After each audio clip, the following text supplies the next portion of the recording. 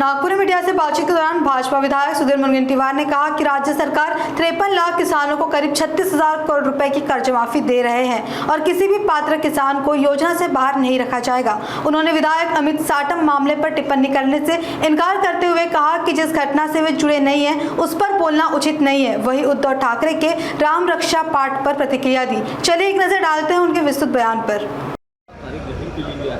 माजी अर्थमंत्री म्हणून कर्जमाफी संदर्भात तुम्ही समाधानी आहात का? कसं काय तुम्ही अधिवेशन अटेंड केलाय? कशी होणार आहे? नाही, कर्जमाफीबद्दल तर समाधानी राहील। 56 लक्ष शेतकऱ्यांना आपण 36,000 कोटीची कर्जमाफी देतोय। हां, त्यामध्ये काही उणीवा असेल, कोणी सुटता कामा नये याची काळजी घेण्याचा निर्णय सरकारने केला आहे। सन्माननीय कृषी मंत्री मामा भरणेंनी सभागृहात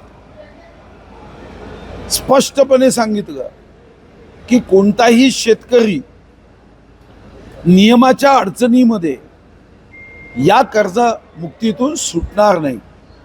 ही कर्जमुक्ती पुण्यश्लोक अहिल्याबाई होळकरांच्या नावाची आहे। जसं त्यांच्या राज्यामध्ये सामान्यातल्या सामान्याला न्याय मिळायचा, तर त्यांच्या नावाने असणाऱ्या योजनेत सामान्यातला सामान्य शेतकरी हा कर्जमुक्तीसाठी मला वाटतं की त्याची कर्जमुक्ती निश्चित होईल। चिंबूर आणि साकीनाकामधली घटना घडली, त्याच्यावर साटम यांच्यातून हास्य मुद्राजी दिसून आहे। त्याच्या ठाकरे यांनी संताप व्यक्त केला आहे, मार असल्याचं ते म्हणाले। यावर मी आता काही प्रतिक्रिया देणार नाही। या संदर्भामध्ये संबंधित जे कोणी असतात त्यांनी प्रतिक्रिया देणे योग्य असतं, कारण त्या घटनेचा मी साक्षीदार नव्हतो।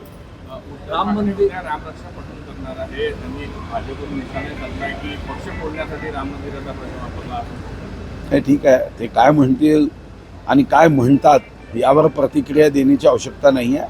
हां, रामरक्षा पठण करत असतील तर माझा विश्वास आहे की जो म्हणून रामरक्षा पठण करतो, प्रभू राम त्यांचं रक्षण करतो। आता जे कोणी शिल्लक असतील ते जाणार नाही रामरक्षा म्हणतगेनी, एवढं माझा विश्वास आहे। राम मंदिर तयार करण्यासाठी ज्या पद्धतीने योगदान तुमचंही राहिलेलं आहे, सागवान तुम्ही पाठवलं आहे बल्लारशाचं, आता ज्या पद्धतीनं वाद निर्माण झाला आहे, काही CCTV मोठ्या प्रमाणात पुढे येत आहेत, देणगी जी आहे त्याचा अपहार झाला आहे, तुम्ही भाजप नेते म्हणून राम मंदिर आंदोलनात तुम्ही राहिलेले आहे, तुमच्या भावना काय? नाही, निश्चितपणे शिलापूजन करताना शिला घेऊन गावोगावी फिरलो तेव्हा तर व्यवस्था नव्हत्या। मला आठवतं की स्कूटरवर आम्ही कितीतरी गावात गेलो।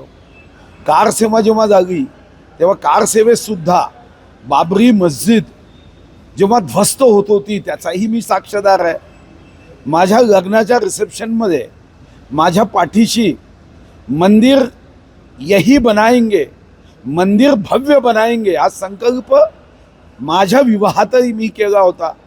वनमंत्री म्हणून प्रभू रामाच्या मंदिरासाठी मी काष्टही काय पाठवलं, तर निश्चितपणे जर तिथं दानपात्रामध्ये चोरी झाली असेल तर देव त्याला जी शिक्षा द्यायची ती देईलच, पण सरकार म्हणून अशांना कडक शिक्षा देण्याची जबाबदारी भारतीय जनता पार्टीच्या नेत्यांनी व्यक्त केली आहे। सन्माननीय मुख्यमंत्री उत्तर प्रदेश योगीजी यांनी एकदा नव्हे अनेकदा सांगितलं की कितीही कसाही माणूस असू द्या, प्रभू रामाच्या राम मंदिरात चोरी करणाऱ्याला सोडल्या जाणार नाही।